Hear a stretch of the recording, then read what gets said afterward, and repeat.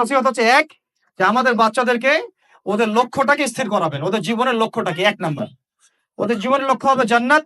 এবং আমাদের বরেণ্য যে মানে সিংহ পুরুষরা আছেন উম্মার, ওদেরকে চিনাই দিবেন, ওদের মতো ওদেরকে হতে বলবেন।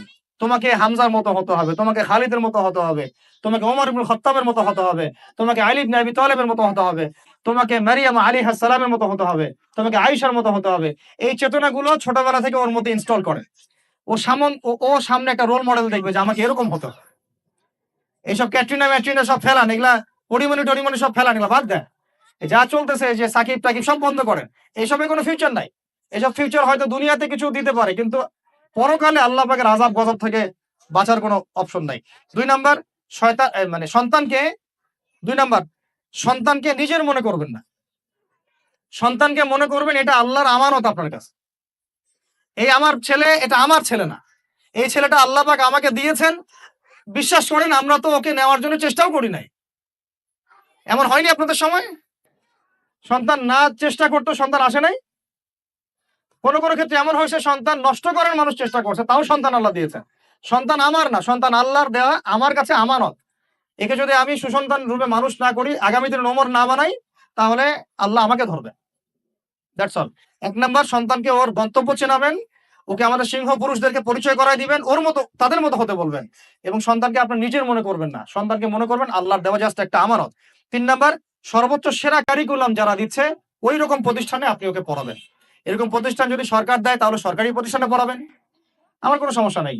যদি না দেয় তাহলে বেসরকারি, আর যদি বেসরকারিও না থাকে তাহলে আমরা গড়ে তুলবো ইনশাআল্লাহ, ইনশাআল্লাহ তাআলা। 3 নাম্বার হচ্ছে এটা, 3 নাম্বার। 4 নাম্বার, আল্লাহর ওয়াস্তে, এটা আমি প্রথমে বলতে চাইছিলাম, আল্লাহর ওয়াস্তে ডিভাইসের এডিকশন থেকে বাচ্চাদেরকে বাঁচান। ডিভাইসের এডিকশন এত মারাত্মক যে আমি নিজে এখন কোরআনের আয়াত ভুলে যাচ্ছি দিন দিন। এই ডিভাইস আমার হাতে যেটা আছে এটা একটা পয়জন, এটা একটা হিপনোটাইজ করার যন্ত্র মানুষকে। এই মোবাইলের এডিকশন থেকে বাচ্চাদেরকে বাঁচাবেন আল্লাহর ওয়াস্তে। যদি আপনি বাচ্চাকে হাফেজ বানাতে চান, আলেম বানাতে চান, কারি বানাতে চান, মুহাদ্দিসা বানাতে চান, এটা হাতে থাকলে আপনি পারবেন না। এটাতে এডিক্টেড হয়ে গেলে আপনি কোনোভাবেই বাচ্চাকে মেমোরি ধরে রাখতে পারবেন না। বহু হাফেজে কোরআন ভুলে গেছে দিন দিন এটার কারণে। এটার মধ্যে অ্যাডাল্ট্রি অনেক কিছু আছে, ওরা এগুলো বোঝে, ওরা এগুলো এখন বোঝে, কিন্তু ওরা ছোট নাই এখন। এগুলো একটা কার্টুন দেখতে গিয়ে ওরা 10টা দেখে ফেলবে, আজে বাজে জিনিস দেখে ফেলবে। এটা এটা এটা এটা এটার মানে ব্যবহারটাকে নিয়ন্ত্রণ করেন, ডিভাইস এডিকশনটা বন্ধ করেন, আল্লাহ পাক তৌফিক দান করেন, আমিন। 5 নাম্বার, 5 নাম্বার হচ্ছে ম্যানুফ্যাকচার্ড কোনো খাবার বাচ্চাদেরকে খাওয়াবেন না। ফিজিক্যালি ওদেরকে ফিট রাখার চেষ্টা করবেন। ম্যানুফ্যাকচার্ড খাবার মানে একটু আগে দেখলাম যে বাইরের খাবারগুলো এটা খাচ্ছে, চিপস টিপস ইত্যাদি, এগুলা ওর হজম শক্তি নষ্ট করবে, ফিজিক্যাল স্ট্রেংথ নষ্ট করবে, ওর মেমোরি শার্প হতে দিবে না। ওকে ভিতর থেকে ওই যে একটা শব্দ একটু আগে বলেছে এক ভাই, যে ব্রয়লার মুরগি বানাই দিবে, আসলেই তাই বানাই দিবে, আসলেই তাই বানাই দিবে। আমরা ঢাকা শহরে যখন থাকি, ছেলেপেলেদের 15 বছরের ছেলের ভুঁড়ি দেখলে আমাদের মনে হয় যে কি একটা অবস্থা। ফাস্টফুড, পিৎজা, বার্গার, কফি, এইগুলাই ওদের জীবন, এইগুলাই ওদের জীবন। এইরকম হইলে এই ছেলে পেলেগুলো না ফিজিক্যালি স্ট্রং থাকতে পারবে না মেন্টালি। আর মনে রাখবেন, কোরআনে আল্লাহর কিতাবের মধ্যে আল্লাহ পাক নেতৃত্ব দেওয়ার 2টা গুণাবলী বলেছেন। কয়টা বলেন? মাত্র 2টা। নেতৃত্ব দেওয়ার জন্য ওই রকম জায়গায় যেতে হলে 2টা গুণাবলী এনশিওর করতে হয়। একটা হচ্ছে ফিজিক্যাল স্ট্রেংথ, একটা হচ্ছে ইলমের স্ট্রেংথ। বাসতাতাউ ফিল জিসমি ওয়াল ইলম আও বাসতাতাউ ফিল ইলমি ওয়াল জিসম, মানে জ্ঞানে এবং দৈহিক শক্তিতে বলীয়ান হওয়া। ছোটবেলা থেকে খাবারে যদি আপনারা সচেতন না হন, এই বাচ্চারা বড় হয়ে দেখবে যে 15, 20, 30 বছরেই ভেঙে পড়ে গেছে। আমরা এটা চাই না। বিশুদ্ধ খাবার এবং ম্যানুফ্যাকচার্ড খাবার ত্যাগ করা, বাইরের খাবার বন্ধ, এবং যে রুট লেভেল থেকে ভালো খাবার এনে ওদেরকে খাওয়াবেন, পরিষ্কার পরিচ্ছন্নতাকে সর্বোচ্চ গুরুত্ব দিবেন। 6 নাম্বার হচ্ছে নিয়মিত ওদেরকে খেলতে দিবেন। এটা আমি নিজে লিখেছি, কারণ ছোটবেলায় আমরা অনেক খেলাধুলা করেছি। আমি একটু বুঝাই জাস্ট 1 মিনিটে। যত বেশি খেলবে তত সোয়েট হবে, মানে ঘামবে, যত ঘামবে তত ক্লান্ত হবে, যত ক্লান্ত হবে ঘামবে তত কোলেস্টেরল কমে যাবে, ব্লাড সার্কুলেশনটা খুব ভালো হবে। তারপরে যত খেলবে ও টায়ার্ড হবে, তখন ও খাবে বেশি, মানে ভালো জিনিস খাবে বেশি, রুচি বাড়বে। যত ভালো খাবে ঘুম তত ক্লিয়ার হবে, ঘুম যত ক্লিয়ার হবে ও ব্রেন তত শার্প হবে, ব্রেন যত শার্প হবে ও অল্প সময়ে যা পড়তে পারবে, যা মুখস্থ করতে পারবে, এটা 10 ঘন্টায় আপনি পারবেন। বিশ্বাস করেন আমি আমার স্টুডেন্ট লাইফে কোনোদিনও মনে হয় 2 থেকে 3 ঘন্টার বেশি পড়ি নাই, কোনোদিনও না, কোনো পরীক্ষার আগেও না, এসএসসি এইচএসসি ইন্টার মাস্টার্স কোনো পরীক্ষার আগেও না। আমার তো মনে আছে যে আমি ওই ইন্টারমিডিয়েট পরীক্ষার আগে আমরা ভিডিও গেম খেলতে গেছিলাম মোস্তফা, মনে আছে আপনাদের? মনে নেই? ওই যে কাচারি বাজারে, এই যে কাচারি বাজারে, কাচারি বাজারে আগে এখন একটা গেমিং জোন ছিল, আপনাদের অনেকে মনে আছে যারা আমার এজের আছেন, মনে নেই আপনাদের? হ্যাঁ ভাই জানেন তো, বাক্সের মধ্যে থাকতো, হ্যান্ডেল থাকতো। কালকে পরীক্ষা বলছে, পরীক্ষা দূর, কিসের পরীক্ষা, আমার ইংরেজি আগে পড়া আছে, আমার পড়া লাগবে না, এত কনফিডেন্স, বিকজ 1 ঘন্টা পড়ছি আমার হয়ে গেছে। তো এই হলো অবস্থা, মানে বাচ্চাকে খেলতে দিতে হবে, খেলতে দিলে ওর ব্রেন ডেভেলপমেন্টে অনেক কাজে দিবে, ক্ষুধা বাড়বে, ঘুম ভালো হবে, ইনশাআল্লাহ তাআলা ওরা দ্রুত মনে রাখতে পারবে ইনশাআল্লাহ তাআলা। 7 নাম্বার, 7 নাম্বার হচ্ছে ভাই, এটা আমাদের ভাই বোনদের জন্য, যে পারিবারিক বন্ধনটা ভালো রাখেন। যে পরিবারে হাজবেন্ড ওয়াইফের বন্ধন ভালো না, ওই পরিবারে ভালো সন্তান গড়ে উঠবে না। ওরা অনেক কিন্তু দেখবেন যে মানে মেন্টালি অনেক ডিপ্রেসড হয়ে যাবে। পারিবারিক বন্ডিংটা খুব ইম্পর্টেন্ট। এই জন্য আমরা দোয়া করি আল্লাহ পাক যেন সবার মধ্যে পারিবারিক বন্ডিংটা ভালো রাখেন, এবং পারিবারিক কলহ থেকে আল্লাহ পাক আপনাদেরকে হেফাজত করেন, আমিন। আর 8 নাম্বারটা হচ্ছে বাবাদেরকে বলছি আমি, যে বাবাদের উচিত হবে মাদের দায়িত্ব না শুধু সন্তানদেরকে সময় দেয়া, বাবাদেরকে, because because brother, you are not a money making machine at all. আপনি মানি মেকিং কোনো মেশিন না, আপনার কাজ শুধু টাকা আর্ন করা না তো, আপনার আমার কাজ হচ্ছে বাচ্চাকে সময় দেয়া। কোরআন আপনি খোলেন, কোরআনের মধ্যে আপনি মা এবং ছেলের কোনো কনভারসেশন পাবেন না। আমার জ্ঞান ক্ষুদ্র, যদি থাকে আমাকে জানায়েন, যে কোনো জায়গায় যদি থাকে, কোনো জায়গায় যদি পান মা এবং ছেলের কনভারসেশন আমাকে জানায়েন। আমি কোথাও কোরআনে মা এবং ছেলের কোনো কনভারসেশন পাই নাই, মা এবং সন্তানের কোনো কনভারসেশন পাই নাই। আমি যদি ভুল হই বা আমার যদি জানা না থাকে আপনি আমাকে জানাই দিন। আমি সব জায়গায় পাইছি বাবা ছেলে, বাবা ছেলে, বাবা ছেলে, বাবা এবং ছেলের কনভারসেশন। তার মানে কোরআন আমাদেরকে হেদায়েত দিচ্ছে যে বাবাদেরকে সময় দিতে হবে ছেলেদেরকে। ইউসুফ তার বাবার সাথে কথা বলছেন, ইউসুফের বাবা তার ছেলের সাথে কথা বলছেন, লুকমান আলাইহিস সালাম তার ছেলেকে নসিহত করছেন, ইব্রাহিম আলাইহিস সালাম তার ছেলেকে বলছেন আমি তোমাকে জবাই করার স্বপ্ন দেখেছি। মা ছেলের কনভারসেশন খুব পাওয়া যায় না। আমি জানি না কোনো জায়গায় থাকতে পারে, থাকলে আমাকে জানায়েন, কিন্তু আমি পাইনি কখনো। তো বাবাদেরকে বলবো আপনি সন্তানকে সময় দেন, because you are not a money making machine at all. আপনি কোনো মানি মেকিং মেশিন নন।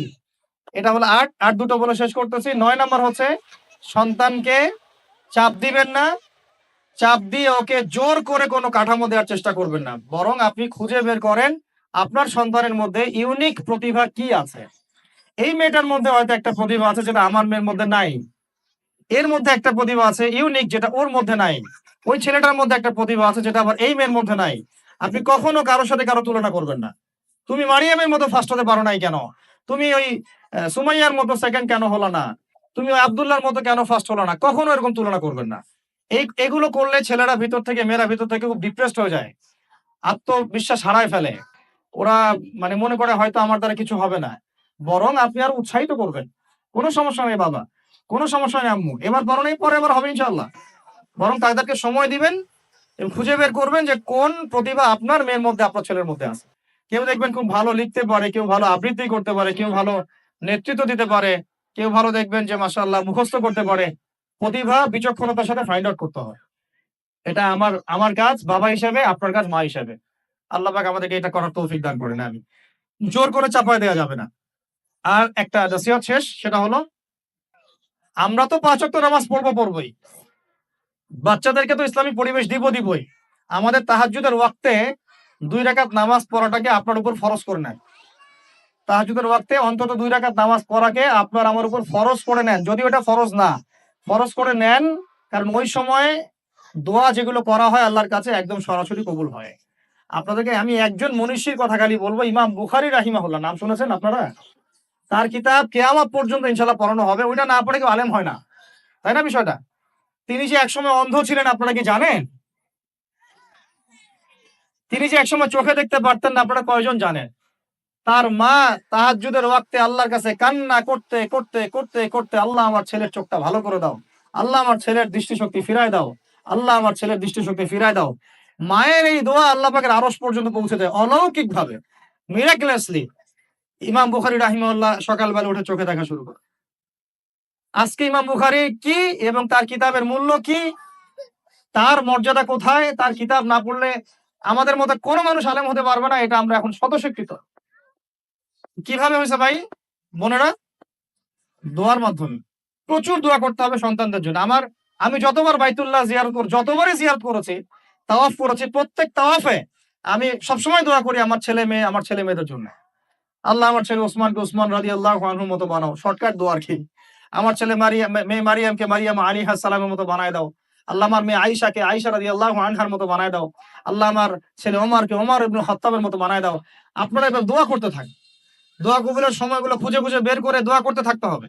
ইনশাআল্লাহ বাবা মার দোয়া আল্লাহ পাক ফেলবেন না ইনশাআল্লাহ। আল্লাহ পাক আমাদেরকে এই বিষয়গুলো আমল করার তৌফিক দান করেন।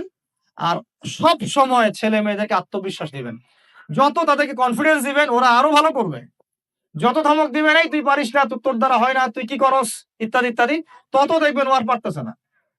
আমি বেসিক্যালি ছোট থেকে যে বড় হয়েছি এই জিনিসটার অনেক ঘাটতিতে বড় হয়েছে। কনফিডেন্স না দেয়া, কনফিডেন্স না দেয়া। তবে সবাই সবকিছু হয় না, কিছু ব্যতিক্রম বিষয় থাকে। কিন্তু আমি যেটা রিয়েলাইজ করেছি, একটা মানুষকে যখনই কনফিডেন্স দেওয়া হয় সে অনেক ভালো করে। যখন আপনি তাকে আন্ডারস্টিমেট করবেন সে ভালো করতে পারবে না। তাই আল্লাহর ওয়াস্তে আমাদের বাচ্চাদের উপরে চাপ না দিয়ে আত্মবিশ্বাস দিবেন, ভালোবাসবেন, মহব্বত করবেন, ওকে উৎসাহ দিবেন, দেখবেন ইনশাআল্লাহ ও আরো ভালো করতেছে ইনশাআল্লাহ। মাশাআল্লাহ তুমি তো সুন্দর লিখছো, আরেকটু ভালো করো। ভালো হয়েছে তো মাশাআল্লাহ, আরেকটু করো। সুন্দর আর্ট করছো, আরেকটু ভালো করো। মাশাআল্লাহ এক পারা তো মুখস্থ করে ফেলছো, আরেক পারাও পারবা ইনশাআল্লাহ।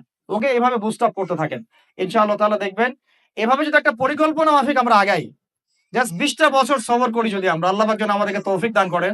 টানা 20 বছর যদি আমরা নেক হায়াতের সাথে এভাবে রাত দিন 24 ঘন্টা নিরলস দিনের কাজ করতে পারি, লিস্ট এডুকেশন সেক্টরে, আমাদের তো পলিটিক্যাল সেকশন নাই, ইকোনমিক সেকশন আমাদের হাতে নাই, লিস্ট শিক্ষা সেক্টরে যদি আমরা এভাবে কাজ করতে পারি, আগামী 20 বছরে বাংলাদেশের শিক্ষা ক্ষেত্রের হুলিয়া পরিবর্তন করে ফেলা সম্ভব ইনশাআল্লাহ। কারণ সবকিছু নতুন করে করা লাগবে না, আমরা শুধু সমন্বয় করব, পরিবেশ গড়ব এবং আমাদের জান মাল সময় শ্রম জমি জমা এগুলো ওয়াকফ করবো ইনশাআল্লাহ।